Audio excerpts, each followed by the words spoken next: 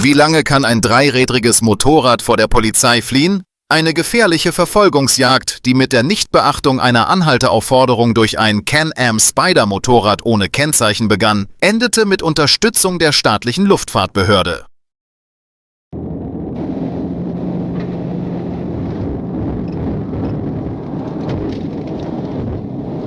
Atlanta 1038.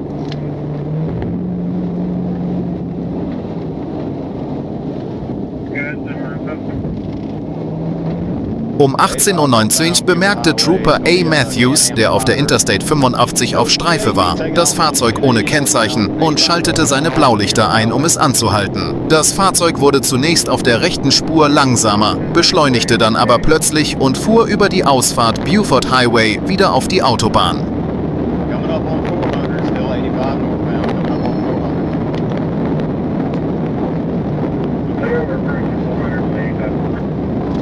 Aviation, you able to get overhead?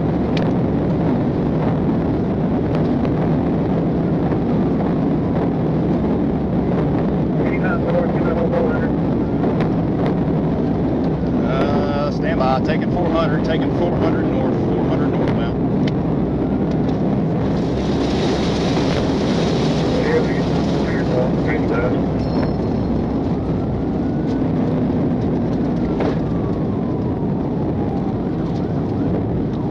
Coming past the MCCD unit on the shoulder, left shoulder, left shoulder.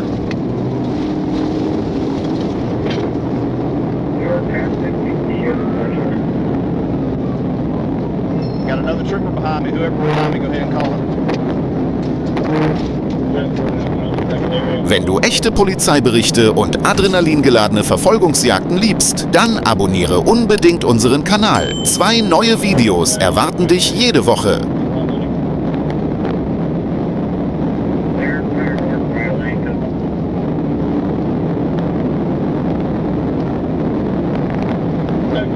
Der Fahrer namens Raheem Penn wechselte von der Interstate 45 auf die State Route 400 und begann mit sehr hoher Geschwindigkeit zu fliehen, wobei er sowohl auf dem rechten als auch auf dem linken Seitenstreifen andere Fahrzeuge überholte.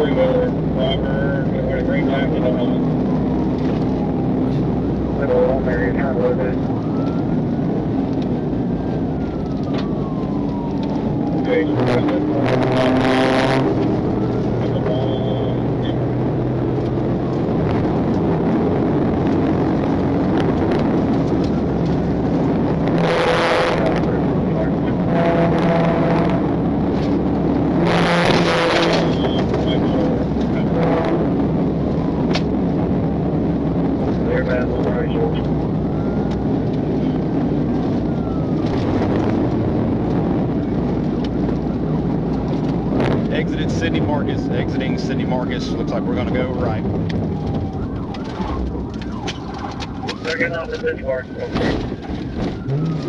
Going left. He's on the wrong side of the road, I'm on the correct side.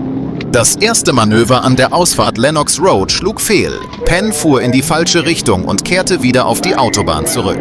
Auch auf dem Sidney Marcus Boulevard ignorierte der Fahrer die roten Ampeln, fuhr erneut in die falsche Richtung und setzte seine Flucht fort.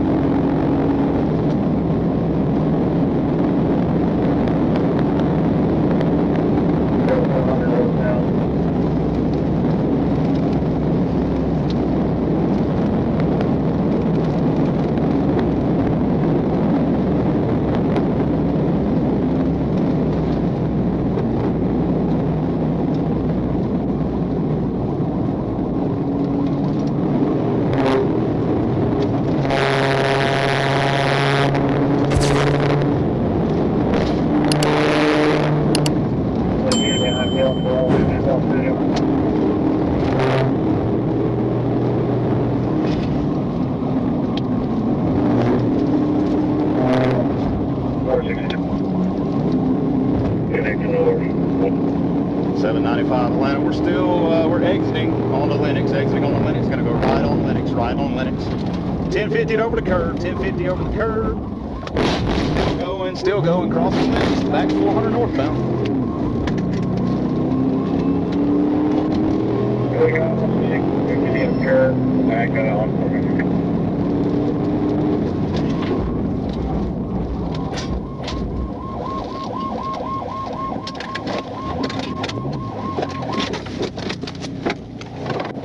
Der Fahrer konnte schließlich mit einem zweiten Manöver gestoppt werden. Trooper Matthews stieg aus dem Fahrzeug, zog seine Waffe und gab Penn lautstark Anweisungen. Penn legte sich ohne Widerstand auf den Boden und wurde festgenommen. Bei der Befragung stellte sich heraus, dass das Motorrad in 50 Bundesstaaten nicht registriert und nicht versichert war. Außerdem war Penns Führerschein aufgrund eines Vorfalls in Ohio eingezogen worden. Er behauptete, das Fahrzeug von jemandem, den er nicht kenne, gemietet zu haben. Das Fahrzeug wurde abgeschleppt. Penn wurde in das Stadtgefängnis von Atlanta gebracht.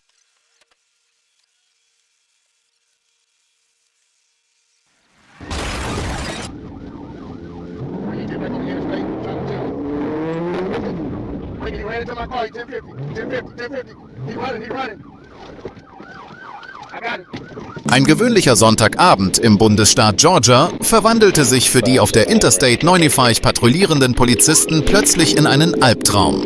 Ein silbernes Motorrad ohne Kennzeichen sah die Streife kurz vor der 97-Meilen-Markierung und begann zu fliehen. Innerhalb von Sekunden wurden die Blaulichter eingeschaltet, die Funkgeräte verstummten, die Motoren heulten auf. Es war eine Verfolgungsjagd, aber keine gewöhnliche.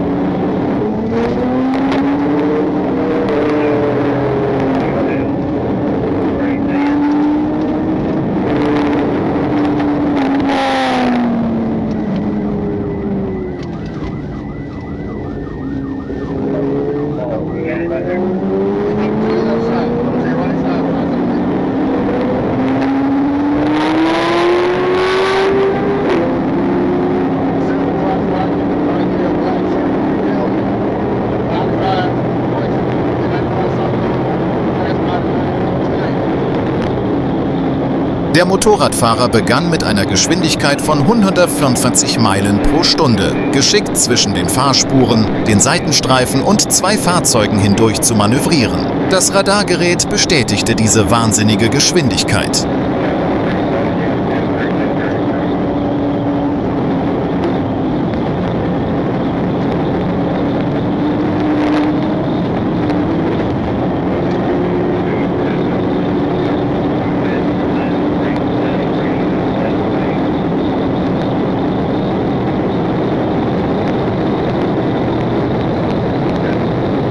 Das Motorrad beschleunigte und vergrößerte den Abstand, aber die Polizisten waren fest entschlossen, die Verfolgung fortzusetzen.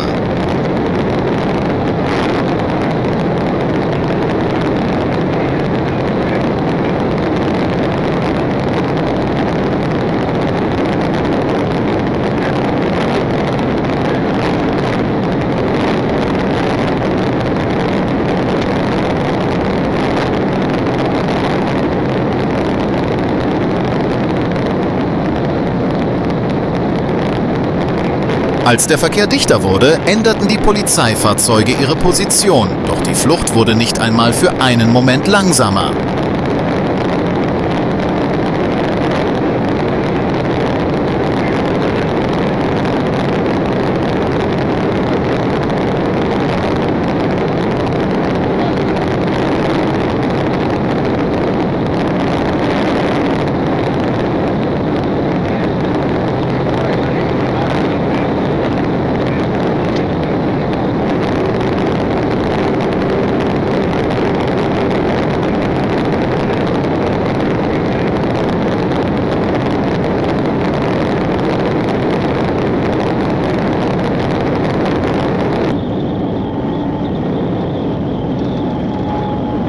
Als sie sich schließlich der Ausfahrt Belfast-Keller bei Meile 82 näherten, wurde der Fahrer langsamer.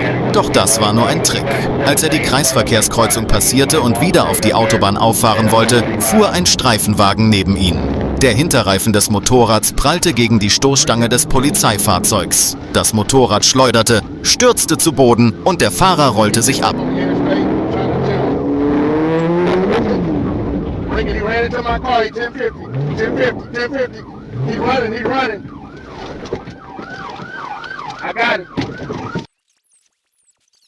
Er versuchte aufzustehen und zu fliehen, wurde aber schnell gefasst. Sein Name war Gabriel Luis Rivera, ein amerikanischer Soldat mit Führerschein aus Florida, der in Fort Stewart stationiert war. Als er ins Krankenhaus gebracht wurde, gestand er den gesamten Vorfall.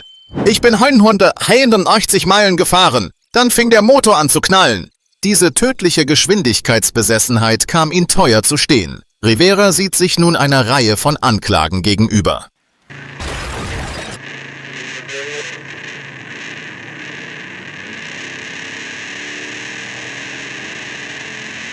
Die Arkansas State Police griff in eine Hochgeschwindigkeitsverfolgungsjagd ein, die mit der gefährlichen Flucht eines Motorradfahrers auf einer Harley-Davidson ohne Kennzeichen begann. Alles begann mit der Meldung, dass das Motorrad mit außergewöhnlicher Geschwindigkeit auf der Interstate unterwegs war.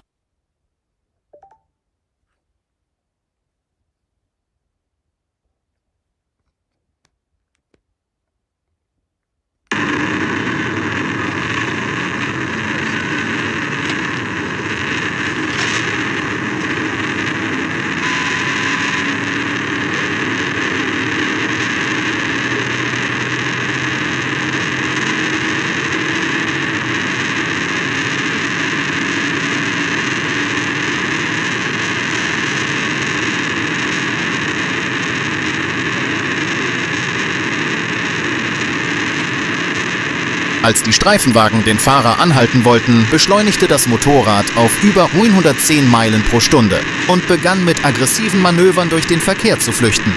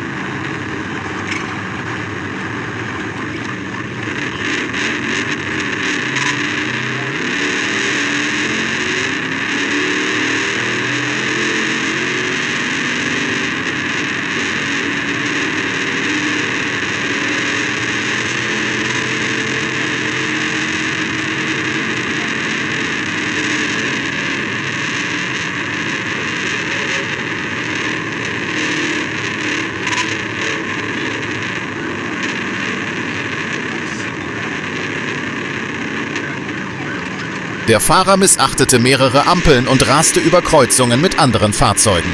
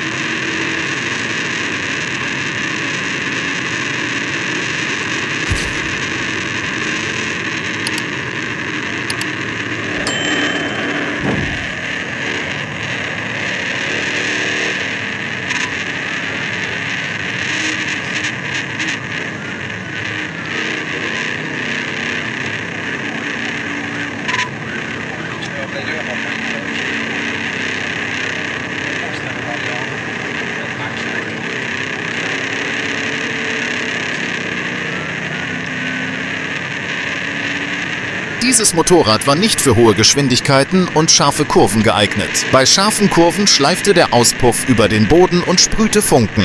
Trotzdem entschied sich der Fahrer, sein Glück zu versuchen.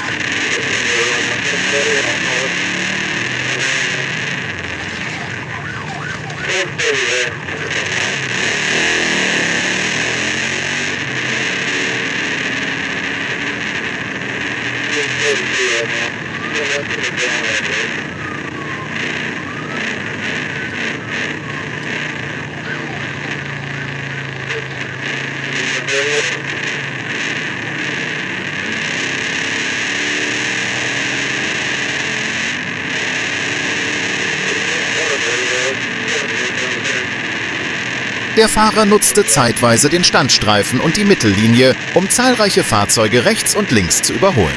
Während der Verfolgungsjagd wartete die Arkansas State Police auf den richtigen Moment, um das Fahrzeug an einer sicheren Stelle anzuhalten.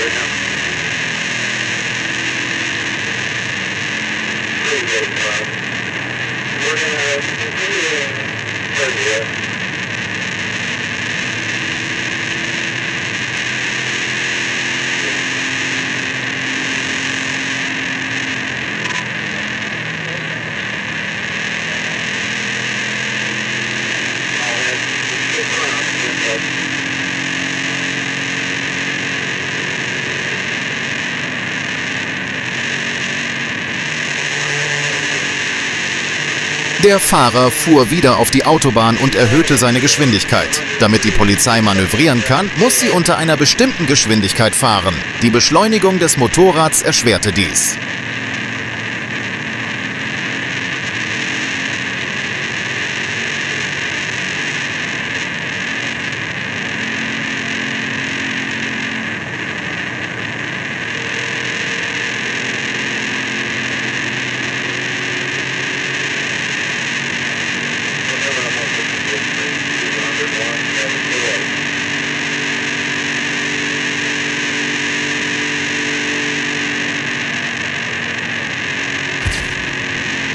Währenddessen gab es ein seltsames Zittern am Motorrad. Es fuhr so, als würde es jeden Moment von der Straße abkommen und war schnell.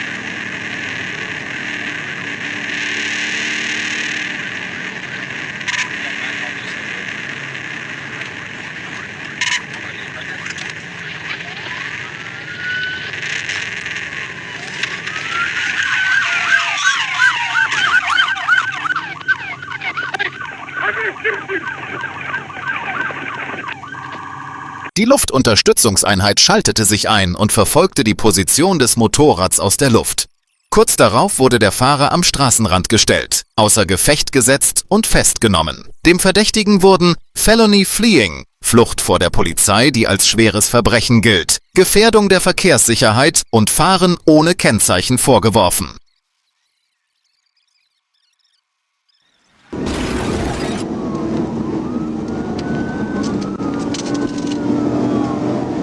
Auf der Interstate 49 in Arkansas kam es am Sonntag zu einer atemberaubenden Verfolgungsjagd mit einem Motorrad. Der Vorfall begann, als Trooper Surratt in der Nähe der 88-Meilen-Markierung mit seinem Radar ein Motorrad ohne Kennzeichen entdeckte, das mit einer Geschwindigkeit von 85 Meilen pro Stunde unterwegs war. Als der Polizeibeamte versuchte, das Motorrad anzuhalten, beschleunigte der Fahrer auf 130 Meilen pro Stunde und begann zu fliehen, wobei er sowohl den linken als auch den rechten Sicherheitsstreifen benutzte und den Verkehr gefährdete.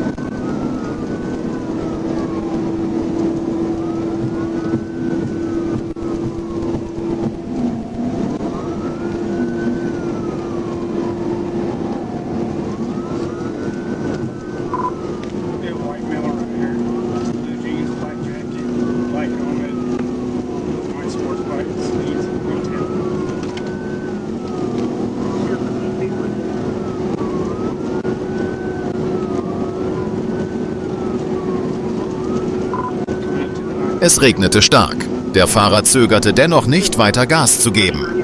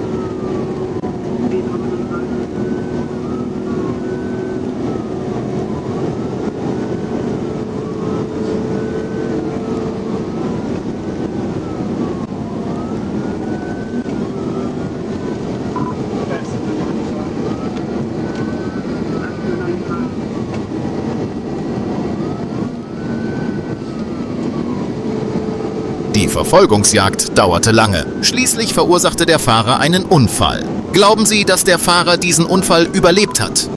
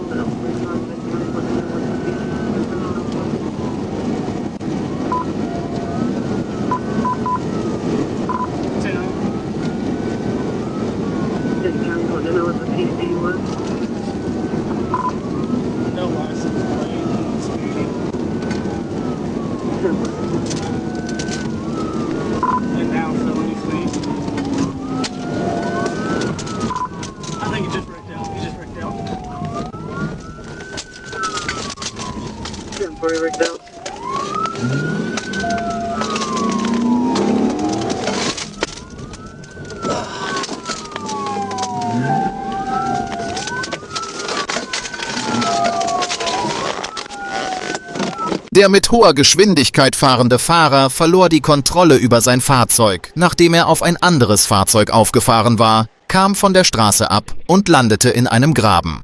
Trotz des Unfalls stieg der Fahrer von seinem Motorrad und versuchte zu Fuß zu fliehen.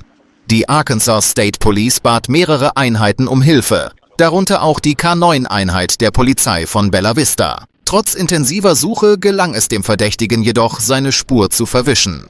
Am Unfallort wurden keine Dokumente oder persönlichen Gegenstände gefunden, anhand derer seine Identität festgestellt werden konnte. Der ehemalige Besitzer des Motorrads konnte zwar ausfindig gemacht werden, aber es konnten keine Informationen über den Verdächtigen eingeholt werden.